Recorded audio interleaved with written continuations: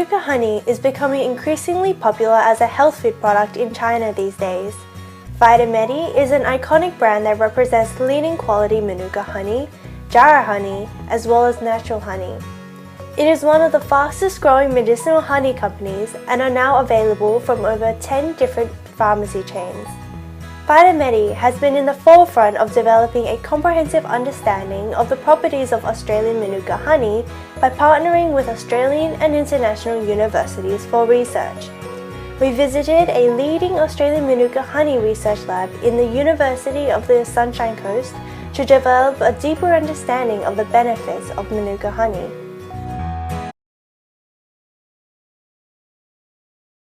My name is Dr. Peter Brooks. I'm a senior lecturer in chemistry. I also run the honey research lab here at the University of Sunshine Coast.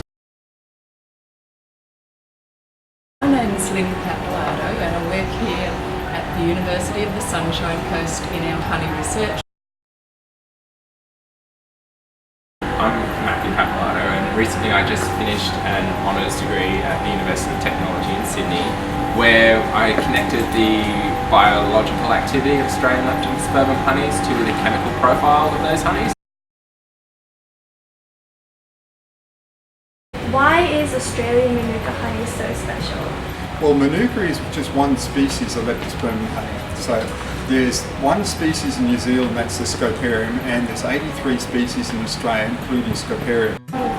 Where our leptospermums grow are a lot of coastal areas all around Australia. We've got a lot of coastline and a lot of those areas aren't used for other activities, so there's not a lot of sprays and pesticides or anything being used, so it's quite a clean green honey that you get.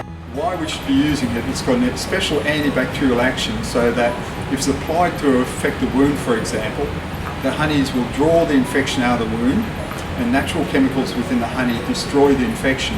But it's got antioxidants and anti-inflammatory compounds as well, so the inflammation of the wound is actually calmed down by the honey.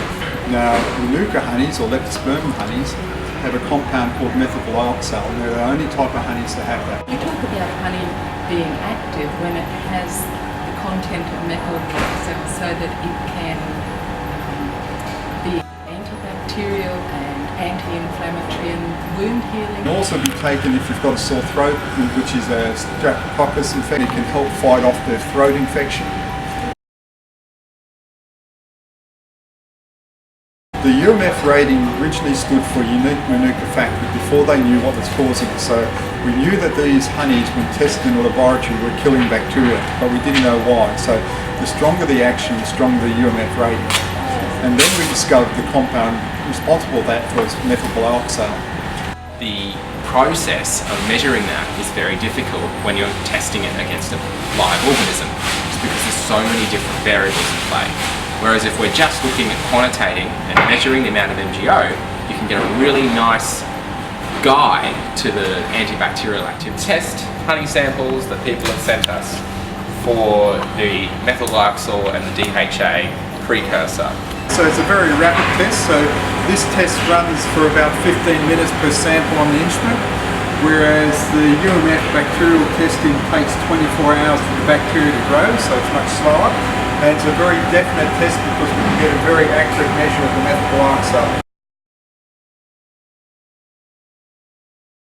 Could you please tell me, why does honey crystallize?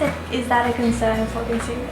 It's not a concern for consumers. Honey is 80 to 85% fructose glucose mixture. And what can happen if the honey gets cool, the glucose begins to crystallize. It's no concern health-wise or product-wise.